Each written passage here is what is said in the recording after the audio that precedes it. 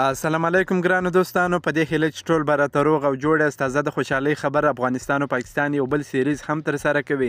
د پاکستان کرکټ بورډ تایید کړی چې د افغانستان سره 500 ورځې لوبلړۍ لري. دا لوبلړۍ به کله ترسره کیږي د دې په اړه پوره معلومات درکوم. ویډیو تر اخره راسره وګورئ.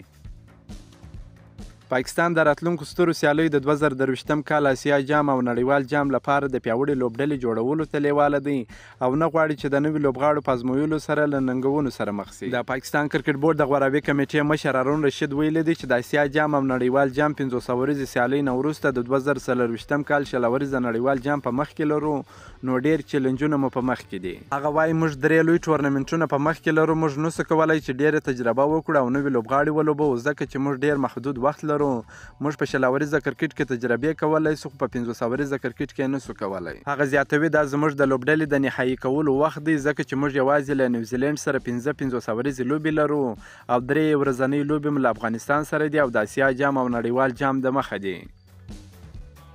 د یادولو وړ ده چې د افغانستان او پاکستان ترمنځ د نړیوال جام سوپر لیګ سیالۍ چې 500 ورځې لوبې دي په اګست میاشت کې ترسره کیږي، که څه هم کوربتوب له افغانستان سره دی خو ښایي په پاکستان کې ترسره شي.